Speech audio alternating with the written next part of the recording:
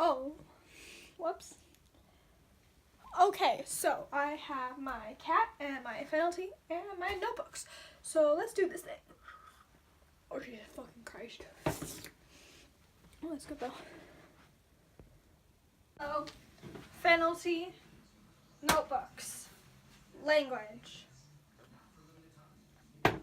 Yeah. Okay, so last time when we left off, we were in North Central Argentina with all these fun words. And essentially these are the first sounds that humans ever learned to make. However, eventually things are going to change. People are going to start moving because most cultures, developed as nomadic cultures. And this culture is no exception. So they begin to move away. I mean, a group stays, but there's also a group that separates off. And if year 0 is the year when sounds first emerge, the year that this group leaves is year 72. In year 107, well, not year 107 exactly, but somewhere from year 72 to year 107, the group that left splits into two groups, which head in different directions. And in year 107, the group headed towards what would be the border of modern-day Bolivia settles down. The group heading towards what would be Brazil keeps moving. And the changes we're going to see in the Bolivia group are going to happen, well, for both groups, are going to be about year 161. And this language is going to change really fast, but that's because it's so brand new and the generations cycle by so fast because it is like a primitive society. And in order to express new ideas that people keep coming up with, you're going to need to change fast. And also, when people don't live very long, as the generations go on, change happens faster and faster and faster. So for the Bolivia group, for every time we go into some changes that have been happening to the original languages, there are going to be 3 categories, which are sound, grammar, and vocab, which are 3 things that, most typically change. Vocab, we're obviously not going to cover every single word that changes. That would be ridiculous, but just kind of a general idea of cultural developments that are happening through the vocab. And so first, for sound, there aren't really any major changes, but this is going to be really bad because as English speakers, we don't really distinguish between these sounds very much, so you're not going to hear a difference in most of the things I say. I'm not even going to know if I'm saying them right. Just assume that I am, please.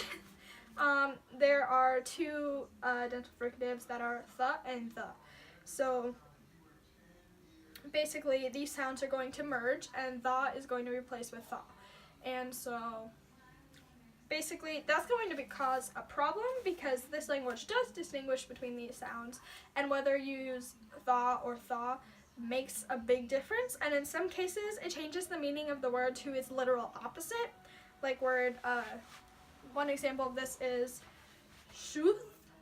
I'm not sure if I said that right with the voiced version, and shuth, to die, without the voiced version. To live and to die opposites. So if those sounds are merging, you're going to have a pretty tricky situation there. So there will have to be some changes to make up for that. And I think I might know what sound might possibly develop to make up for this. And that is the retroflex T, which is ta. This language already has a few retroflexes. It has the and na, and there will be more in the future. So that will be basically what happens with the sound changes here. Another sound change, you'll see more about this in the grammar. This language, grammatically, in order to make up for the fact that there's a limited phoneme inventory, the original phoneme inventory, I'm just going to run over it real quick, was ma, na, fa, va, th, the, sa, za, sh, the, blah, ra, wa, I, u, a, o. That's a lot to take in sort of all at once, but that was the original phoneme inventory, which is actually not that much. There are a lot of languages which will have way more than that. And since all of these words are one syllable, you're eventually going to have to start either making multiple syllable words, changing the phonotactics so you can have more than one consonant in a row or more than one vowel in a row, so diphthongs and such, or you're going to have to develop tone. And so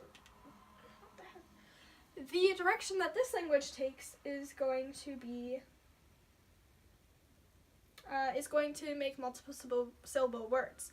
And part of what happens when you make multiple syllable words in fast conversation, especially when they're stress timed, and I think they're going to be stress timed here, is that your vowels start to reduce, and so these I, U, A, O, which are very distinct vowels, are going to start shortening into is and os, not us. Shorter and more compact vowels, but that's going to happen slowly and over time, and it's not going to be noticeable at first. So, yeah, and now we're going to get into the grammar, which will explain why that is happening. So, as generations go on, the people who speak this language are no longer learning it the way that you yourself would learn a language at the age of, your teenage years or your adult years, where you have to put in the hours to actually memorize and figure out what's going on. Because these people, as they create the language, it's basically just people pointing at a tree and going, nav, and everybody being like, okay, yeah, that's what that is, and they all have to learn these words and memorize them in order to communicate with each other. But as babies start to acquire this language in the more natural way, where it just kind of goes in their brain, and it's not as difficult, they're going to start to speak more fast and fluently, and have an easier time understanding each other, and have the language shape their worldview and such. Natural changes, but especially with the speaking faster part, one change that's going to happen is words that have tricky consonants, like two words that are often slap together, are going to start to merge into one word. And one particular example of this is the third person pronouns, which, as you know, right now the plural pronouns. So the pronouns are a for I, va for you, and da for she, he, it, so on. Because that's just the third person pronoun, there's no grammatical gender, and so there's no gender pronouns. And the plurals are fan a, fan va, fan da, because it's just adding the word many in front of them. But as people begin to converse more naturally, you'll start to realize that fan da is really hard to say fast, because your tongue moves back and forth really fast, and it's not very easy. And so they're going to start to drop the N to make it more easy to say. So it's just fa-da, which will also create a stress pattern and lead to the other plural pronouns doing this too. So instead of fan-a for we, it's fa-na. And instead of fan-va for all of you, or y'all, I guess, you would say fa-va. And that's basically just, and you can hear even right now, I'm shortening those vowels. So they're not the same length, and they're not the same vowel even, really. So yeah, that's how that's going to develop, and this is going to happen with many words. Another example of this, I am just giving this as an example because I screwed up and I accidentally made the word for yes the same as the word for food. So I'm going to change that real fast. There's a new word for food, and it's a combination of the word shuth, to die, and the word shu, animal. It's shushu is the word. Because, as I said in the last video, if you put shuth in front of an animal's name, like shuth or was, I believe, the example, that basically means, no, it was shuthful, whatever. That basically means the animal is dead for the purpose of eating it, like you killed it to eat its food. So, saying shuth shu a lot, but quickly, the two fricatives start to get lost in each other. So instead of saying shuth shu, as you go faster, shoo, shoo, shoo, shoo. Yeah, obviously, it just starts to merge into shoo, shoo, which is a pretty common sort of change that you would notice in a natural language, I bet. I don't really know, but.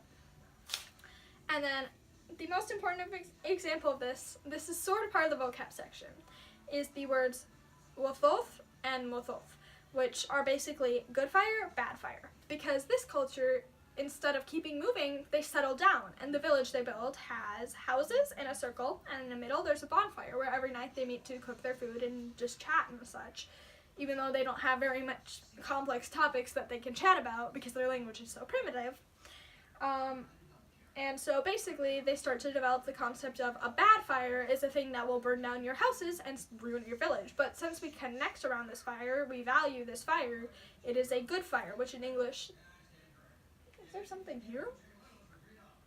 In English, the word would be hearth, which we would say. So, wathoth is basically hearth. It's a good fire. It's the fire they have in the center of their village. The center of their village. And, yeah, that's one vocab/grammar thing. They also, this happened before the two groups split, they developed a word for to feel, which is mof, which will come in handy with the next group, because they developed a different word. And so, yeah, so those are some sort of basic vocab developments. The other one they are starting to have a concept of family. Now, the original group in central northern Argentina did not have a concept of family at all. They didn't have children, mothers, fathers, husbands, wives, so on. They just didn't have a concept of family. And this group sort of does. It's kind of different though, because the word doesn't really mean family. It means a group that sticks together, and it's very complicated. The evolution of this word, which is the original words, it was 4 words. Wool, plus, fan, vu. Yes, that's sort of it. I'm not going to say that again because I won't be able to. And eventually they start to drop the sounds like wool. I mean, they keep the wool the whole time. They drop the blah from like the sentence, like they start to smash it together. And eventually they just have woafanu.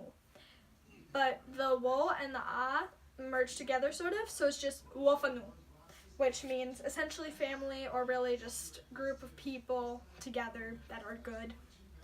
And yeah, that's where the video cuts out. My phone ran out of storage, so we're just gonna have to do the next part a different day. And yeah, if I do it at all, because I should really be doing something else.